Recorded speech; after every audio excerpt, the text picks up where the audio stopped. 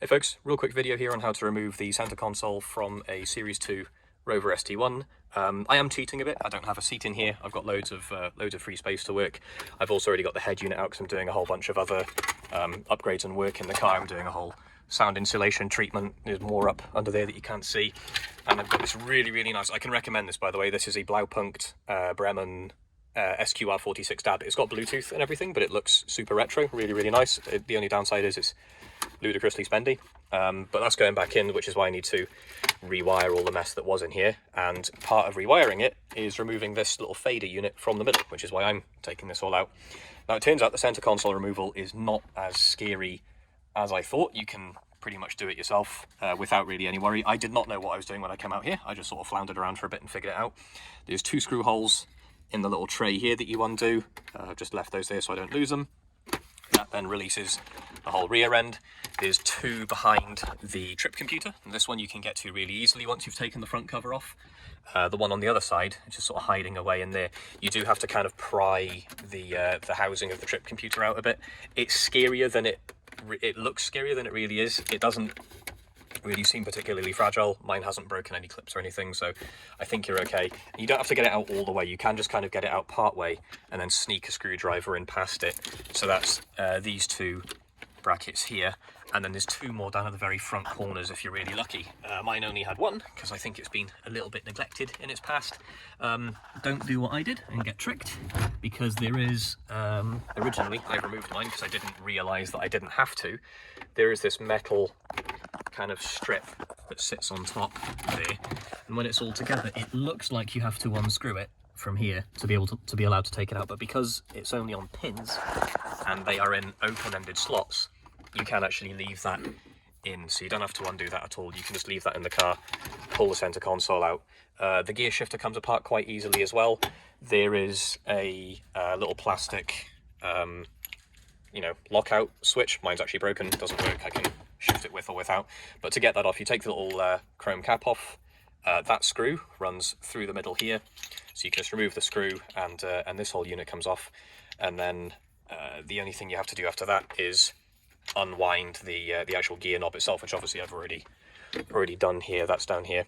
One thing to be aware of when you unscrew this, eventually, so this is actually, I couldn't tell exactly how, I haven't put the whole stack together, but somehow or other this here is retaining this button and the spring that was underneath it. So when you undo it, it'll get to a point where the spring and that cap just go boink up out the top and go absolutely flying. Obviously, we've got a roof there, it caught it, no big deal. And it's not a tiny spring, you're gonna find it quite easily, but just a heads up, it's nothing too horrible. So I'm gonna carry on trying to get this apart some more. I'm gonna stuff all of the wires down underneath it and get it all the way out and see if I can figure out how to get that handle off. And then I will get back to you in a second with how to finish this removal. All right, small update on the handbrake. It turns out the cover, you just have to have big He-Man arms, which I do not, and just twist it and pull it off. It's not like clipped in or screwed on or held on by a little fitting in there or anything, so it is just brute force. I've moved it some by standing all over it very awkwardly, like this, and just pulling on it with 2 hands. The downside is I'm pretty sure when it goes, my elbow is going to go back straight through the fucking windscreen, but I'll take the risk. And yeah, once that's off, I'll show you me taking this whole thing out. Good news, there's a trick on the handbrake sleeve. Once you've kind of got it a little bit free, you can sort of get it, if you get both hands like this underneath it, rather than trying to grip it and twist, because obviously it is rubber. The tighter you grip it, the tighter it grips the handbrake lever itself. But if you can get fingers under it on both sides, it does actually slides right off. I can't do that because obviously I'm holding the phone. But if I was to put the phone down for a second, I wonder if I can stay put, you bugger. Straight off.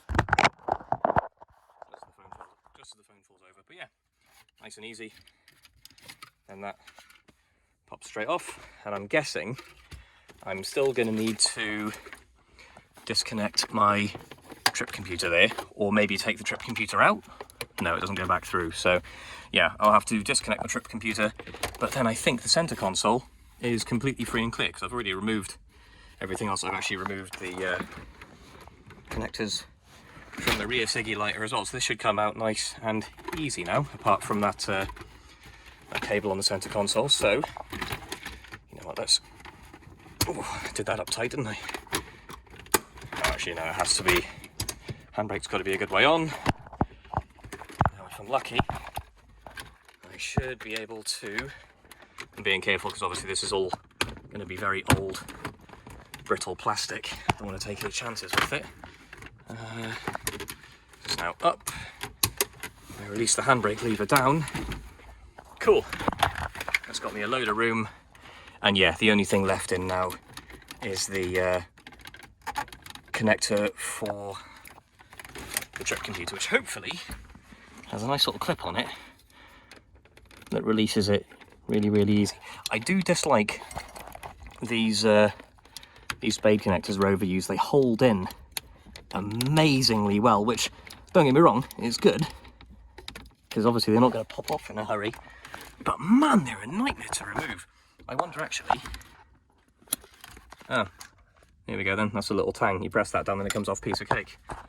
Learn something new every day. So yeah, just going to see if I can find an easy release for the little trip computer wiring connector, and we should be away. Wish me luck. Alright, good news. It turns out that clip is actually really, really easy to remove. The wiring connector sits this way up in the back of the unit, and see these little slots in the top and bottom. Those interface with, he says, trying to turn the center console around without breaking anything, they interface with these little clips on the top and bottom of the connector there. So all you've got to do is get a hand in over the top, press in there, and the whole connector comes off. Really, really easy. Obviously I would record doing that, but again, with one free hand and a phone, it doesn't really work. So that's an absolute piece of cake. Really, really nice and easy. It's yeah, I think it's a bit of an anticlimax really, because I was under the impression, maybe wrongly, but I was under the impression that this is a fairly nasty job to remove the center console. But honestly, these 2, 4, 6 screws, the gear shifter spring and the handbrake cover, and it's all honestly, it's all really nice and easy. It's really simple. I could have probably done this with a seat in still, or that's out for other reasons. So yeah, if you just wanted to know how to remove the center console, you can tune out now. I hope you enjoyed. If you also want to know a bit more about the project, the car that you're currently looking at, and why I'm removing the center console, I'm about to start on that now. So feel free to, you know, tab off and do whatever else, and skip the rest of my lecture, because from here on out is boring, me-specific stuff.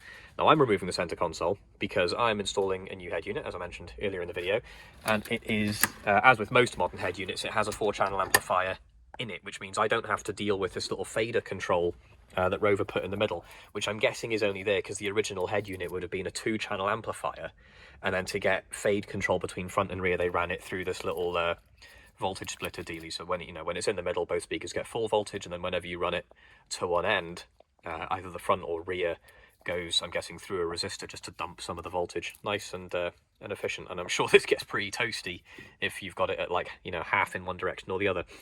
So these 6 wires here, there's a left and a right running into it, and then there's 2 lefts and 2 rights running back out of it into the rest of the car, and I need to well, I need to unpick all of that disaster, and I need to run all 4 channels directly into my shiny new ISO standard wiring harness. And now when this plugs in, this will draw 4 channels of audio from the amp, which will be generating 4 channels of amplified audio that it's getting from the head unit. It's a really, really nice way of working this whole system.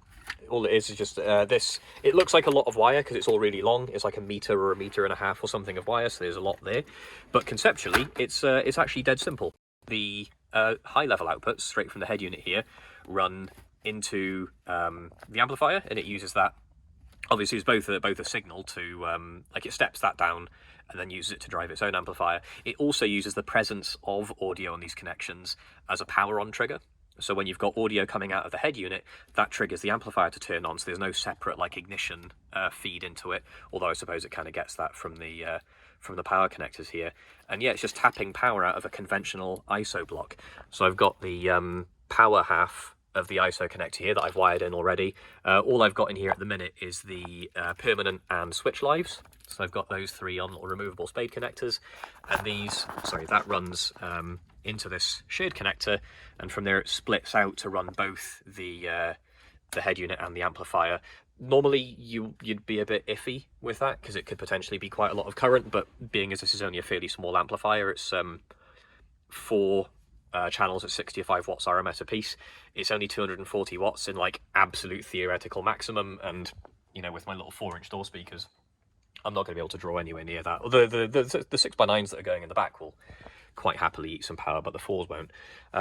So yeah, you know, there's not really much risk of overloading any of the power circuitry or anything. And yeah, it just kind of neatly taps in, and you can imagine this sort of splitting 2 ways. You've got power coming from this connector both ways, and then audio goes from the head unit into the amplifier, and then back out of the amplifier into here, where it goes into the car. So yeah, that's basically what I'm doing here. I need to unpick all of this disaster, where I'm guessing someone's been in here before, and I don't know if they tried an upgrade and got bored partway through or something, but I don't know why you'd put this. Oh, that's an interesting one. 4 chock blocks for one connector. But yeah, I just need to unpick all of this, send it all to the right places, and I guess at some point I'm gonna have to figure out what I put in the place of this in my center console. I think I might put a couple of nice high power USB ports. I've got a whole bunch of gadgets that run off USB-C. I can charge my laptop and all sorts of other gubbins. So I'm thinking, if I get a nice high power 12 volt to USB-C adapter, and I sort of put that in place, I'll have to like 3D print a little bracket to convert it from, you know, obviously it's expecting something that shape, and you know, USB car chargers tend not to be that shape, so I'll have to maybe strip the car charger apart just to get the circuit board out of the middle of it and attach that up under the panel there. But either way, I'm, you know, worst case scenario, I put this back in and it's just kind of dummied out and doesn't do anything. But it should not be the end of the world. So yeah, this is all quite easy. New head unit going in. I can't get over this thing. It's far too expensive, honestly, for what it is. But I think they charge that much because they know that there's nothing else like it on the market. You know, if you want something like this, if you want an 80s looking head unit with modern functionality, you know, it's got DAB radio, which I don't care about. It's got Bluetooth. It's got an auxiliary connector on the front. It's got 2 USBs. So you can have a USB connection hardwired in. It's got hands-free calling. It's got a microphone that it ships with that you can, you know, send off and run wherever. I'm probably going to put it on my new headlining when that arrives, just by the rear view mirror. It's an absolutely cracking little piece of kit, but at £400, it just feels like a bit of a piss take. You know, they know that they've got us classic car guys by the balls, and they charge for it, which is a real shame, because I'd love to see more people doing, you know, relatively nice period correct head units like this in their cars, rather than getting some big blue shiny piano black gloss plastic abomination from Halfords for about 80 quid. You know, if this is sort of £150 or something, you know, you can kind of imagine paying the extra to get something matching. I mean, I'm just quite lucky that I'm in a good job, and I love this car way too much to be willing to do that. I'm willing to fork over the money, but it just doesn't feel like it should have to. You know, what's a regular car enthusiast supposed to do with it if they don't? I mean, £400 for a head unit, right? Who can justify that apart from weirdos like me? But yeah, hopefully get this all buttoned up. I've got to get new drivers for the front doors. So these take 4-inch speakers. I thought they might take a 5. I was being a little bit optimistic. I found data sheets for a few 5-inch drivers from a company called Dayton Audio that do actually fit this screw spacing. This is 118 mil, I think it was, that I measured across diagonally. And there are 5-inch drivers. Weirdly, it doesn't feel like that should work, but there are 5-inch, or, you know, 5-inch in inverted commas, drivers that fit that. The problem is that the lip on them runs way too far out. So my little 4-inch speaker kind of sits lost in the middle in this big air gap all the way around the outside. That's why I wanted to put a 5 in, was to fill up the rest of that gap, so I wouldn't have this big air annulus that I have to seal. But with a 5-inch driver, the lip on it carries on around. I mean, you can see obviously it comes out to there, and you can imagine if that carries on around its way into, you know, this ribbed section there. So I don't want to have to modify my doors. I don't have to shave the whole edge off of the speaker lips. I think I'm just going to deal with having 4-inch drivers. It does mean that the bass response in the front is going to be quite shocking. I'm hoping I can fix that in one of 2 ways. Hopefully the 6x9s in the back throw enough bass and it kind of survives bouncing off of the rear hatch and into the cabin and still sounds fairly good. The thing I'm worried about though is deafening my passengers. Like by the time I've got enough bass coming out of there for it to be nice listening to here, what's it going to be like, you know, for someone whose head is, say, there? So I think what I'd like to do is try and find a way to get a bit more bass out of the front. And there's a couple of ideas I've got in that space. Obviously the under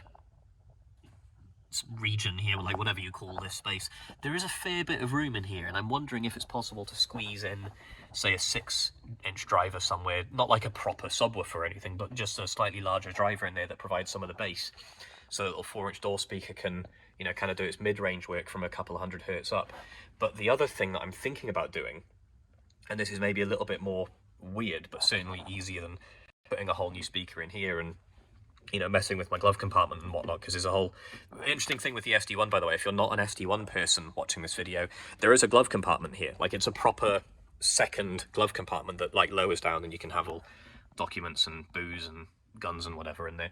And I don't really want to have to modify that to get an extra speaker in. So the other thing that I'm thinking of doing, there's a company based out of Taiwan called Tangband. And don't get me wrong, the brand, it sounds like your typical Far Eastern cheap nonsense. It sounds a bit, you know, iffy, but genuinely they do some really like esoteric drivers. They do a series of 2, 3, and 4-inch what they call subwoofers, and they're not actually subs in that they go down to like 10 or 20 hertz and, you know, shake your bones, but they're subs relative to, you know, a normal 4-inch speaker, and they've got quite a severely different construction from a conventional speaker. If I remember right, they don't have a spider in them, which massively reduces the damping, or sorry, reduces the resonant frequency of the cone. It just means they can dig a huge amount deeper. The downside is they have to run massive coil gaps to prevent the coil from fouling with the magnet housing, and because of that they lose a lot of efficiency. So you've got to drive them with a fair bit of power, but usually that's kind of tolerable. A normal little 4-inch door speaker here, at like a normal volume listening level, is only pushing a couple of watts. Like, you only really want 5 to 10 watts or so is actually relatively loud. In most listening contexts. I mean, obviously in a car where you've got car noise and road noise, engine noise and everything, you need a bit more, but, you know, sort of 5 or 10 watts is actually a surprising amount of power in a speaker. So these things, okay, yeah, they're quite inefficient. They're only about 77 decibels at 1 meter at 1 watt, but you can just go to 30 watts, right? And when you have an amplifier, you can afford that kind of power. You can just turn the gain up some more, and you just you work the driver a bit harder and make up for that inefficiency with a little bit of brute force. It wouldn't be perfect if you're driving directly off a head unit. You probably wouldn't have the power for it. Most head units are advertised as 45 watts per channel, but that's 45 watts peak. It's very, very rare that you'll find an RMS output off a head unit of north of 20. Whereas here I've got 65 watt RMS to play with, and obviously, you know, like a peak of, I don't know what the power supply in there is good for, but if I remember right, the peak is nearly 100 watt per channel. So you've certainly got a lot more headroom on there, and yeah, you can just spend some of that headroom trading off against the inefficiency of one of these like slightly weirder drivers to get that bass response. And my thinking is, if I can get decent bass response out of this speaker, and maybe I put like a little A-pillar tweeter or something nice and subtle in there, that should get me a really nice full audio spectrum in the front of the car that prevents me from having to deafen my rear passengers with bass just to hear some in the front. So that's kind of where I'm thinking of going. The downside is they're £45 per speaker for those little Tangband 4-inch subs, and I'm not sure I'm happy with that just as an experiment. So maybe I will, maybe I won't. There's a lot more other bits and pieces I got to do on this car. Obviously it needs a damn good clean really before I start doing anything else, but I think I'm going to get the old shop vac out, and man, I don't even know what these are. Weird like little shells of some seed or other or something. How do these get inside the car? Like, where do these get in here from? I wonder if they're coming up through the underbody. You know, does that get to the outside world somewhere? But in any case, I got to hoover all this out, clean all this out, see if I can restore the carpet some. I think I might actually lift the carpet. I don't know how. It looks like it's relatively easy to remove, probably held in by the vents, I suspect, and they look like they're pinned in little plastic rivets or something. If they are, that sucks. I'd really like to get the carpet out and do a full soundproofing treatment on the whole floor, because this is really quite tinny, and I suspect there's going to be a lot of noise from outside, especially because this is an open air sill. This is actually getting outside air. I think it comes through the blower. So if I remember right, the blower actually forces air into the sills. I could be wrong, but at the very least it's getting air from outside somewhere. So that means there's potentially a lot of engine noise, road noise, God knows what else getting into here. And that's really not, that's not going to eat much of the sound. And the carpet, bless it, there's no like dampening in here or anything. So if I can get more of this sound insulation stuff on there, that would be great. I mean, I've massively overordered on this. I thought I'd get a couple of square meters to do the roof. You really don't need that much. I think I've used like a third or a quarter of my stock of sound deadening. So I'm gonna spend a bit more on the floor, try and get some of the thrum out, because if I remember right, the SD1 only has a single skin floor. It certainly feels like it. When I tap the floor, I can feel it. When I tap the floor from the outside, I can feel it on the inside. So it definitely like lets in a lot of road noise and wind noise and everything. So I'm going to see if I can treat some of that out, see if I can get a bit more bass out of the front. If I can't, not the end of the world. I can just get nice new 4-inch drivers, because the ones that were in here, they're really not super great. Those things, I think, if I did have one out and I looked it up, and it's only good for about 10 watt RMS, and the frequency response on it was garbage, and also the little bit of bass it does make.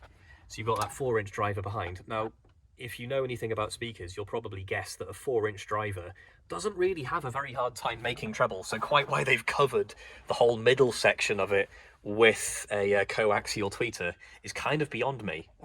Apparently the center of a cone, if I remember rightly, is responsible for a fair bit of the bass, because the cone somewhat flexes. So if this here is the middle of the cone and where my palm of my hand is the outside, it kind of does this to an extent. It doesn't just move completely linear.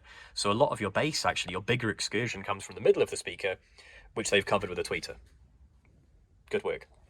So hopefully get some nice, not coaxial 4 inches, just a single driver.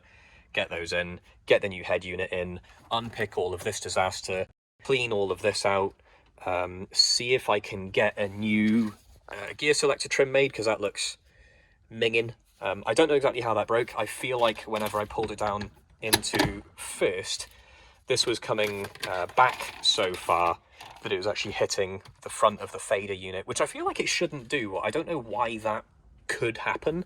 I wonder if the transmission's mounted funny, or if the linkages are a bit kiffed and it's all sitting further back than it's meant to. Like when I've got it in, say, second, is that where first is supposed to be, right? And maybe when it's in park here, is they meant to be a bit further forward. So I wonder if this is coming back too far. And yeah, every time I pull it into first, which I'll be honest, I did quite a lot, because I quite like the sound that this 6 makes when you rev the knackers off it. I think every time I pulled it into first, it sort of cracked a bit against the front of this fader housing. And this is pretty solid, like it's not giving out, not when it's fighting against that. There's a little chip of it that I've picked up from somewhere in here. So yeah, see if I can get a new one of these made. It's not a very complicated piece, right? What is it? It's like printed plastic effect. And it's got like a bit of shape to it. There is a bit of 3D, but I'll probably figure something out. And yeah, we'll see how it goes. There's plenty more to do on this car. It shouldn't be off the road at the minute. I'm only doing this because I broke the engine because I'm an idiot. But I'll talk about that in another video when I'm not feeling quite so sad about it. That's all for now, guys. I will catch you again, if I remember to make any more videos.